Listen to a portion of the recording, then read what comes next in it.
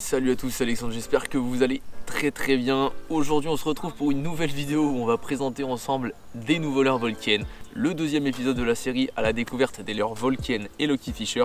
Aujourd'hui on va parler d'une gamme un peu spéciale puisque c'est une gamme d'insectes, c'est la gamme Yoshu de chez Volken Soul. Donc aujourd'hui on va avoir deux types de leurres de cette gamme Yoshu, les Deka Yoshu et les Yoshu tout court. Donc il s'agit de deux imitations d'insectes, donc une qui est une imitation d'insectes plutôt de type teigne et l'autre qui est plutôt une imitation d'insectes de type éphémère, libellule ou ce genre de choses. On sait pas trop ce que c'est, mais c'est un petit insecte assez classique qui sont déclinés en plusieurs coloris. Donc moi j'ai un seul coloris de teigne qui est un coloris rose, j'ai également trois coloris de Yoshu, donc les petits insectes classiques qui sont en marron, en noir et en marron pailleté rouge orange. Ce qui est très intéressant avec ces leurres là, c'est qu'ils font maximum 2 pouces et donc on va pouvoir cibler vraiment les poissons de petite taille. C'est extrêmement efficace pour les poissons comme la truite et la perche, même le chevenne d'ailleurs. Pourquoi? Tout simplement parce que généralement la perche, le chevenne et la truite, lorsqu'ils sont petits, dans on va dire les 2-3 premières années de vie, en fait ils ne mangent que des insectes. Le chevenne par exemple continue toute sa vie à principalement manger des insectes, même s'il va continuer à manger d'autres choses, mais c'est vraiment très intéressant, notamment pour les petites perches, les petites truites, etc. L'idée ça va être de vous montrer ça et de vous expliquer en fait les différentes situations dans lesquelles on pourrait les utiliser assez facilement. Donc ici je vous montre un petit peu à quoi ça ressemble. Donc là c'est la fameuse imitation un petit peu d'insectes éphémères, on ne sait pas trop, on sait pas vraiment trop ce que c'est.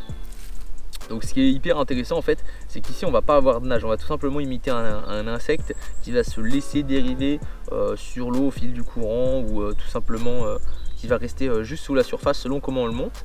Donc moi ce Deka Yoshu, j'aurais tendance à le monter de manière très simple sur juste un hameçon simple sans plomb, ce qui vous permettra tout simplement d'aller chercher les poissons juste sous la pellicule d'eau. Donc ce qui peut être très intéressant à la fois pour la truite, pour la perche ou pour le chevenne. Donc dans quel type de situation l'utiliser? Ça va être très simple, par exemple quand vous avez du courant avec un caillou, vous voyez que ça fait un espèce de petit contre-courant, et bien là c'est les endroits où la nourriture elle va venir se stocker parce qu'elle va descendre le courant, puis elle sera bloquée au niveau des contre-courants, donc il va y avoir de l'insecte, de la mousse, tout type de nourriture pour les poissons blancs, les truites, les chevennes, etc. Et donc c'est à cet endroit là que vous allez devoir jeter. Ce qui va être extrêmement intéressant également, c'est dans les zones où vous savez qu'il y a beaucoup de végétation, donc il peut y avoir de la chenille, il peut y avoir de la libellule, il peut y avoir un peu de tout. Et bien là ça va être hyper intéressant, notamment sur les nénuphars qui sont des zones très appréciées de tous les insectes, où il y a beaucoup de larves. Et vous allez jeter sur les nénuphars et généralement vous allez voir des chevennes, de la truite ou même de la perche venir gommer en surface votre leurre. Donc ça c'est très intéressant. On peut tout à fait le monter en drop shot pour pêcher la perche, notamment pendant les périodes de fermeture, dans les endroits où évidemment c'est autorisé, la pêche aux insectes en leurre. On serait même tenté de potentiellement le monter sur une petite tête plombée pour aller chercher éventuellement les différents insectes qui seraient retrouvés dans le fond, pourquoi pas taper peut-être même du barbeau, de la carpe ou ce genre de choses.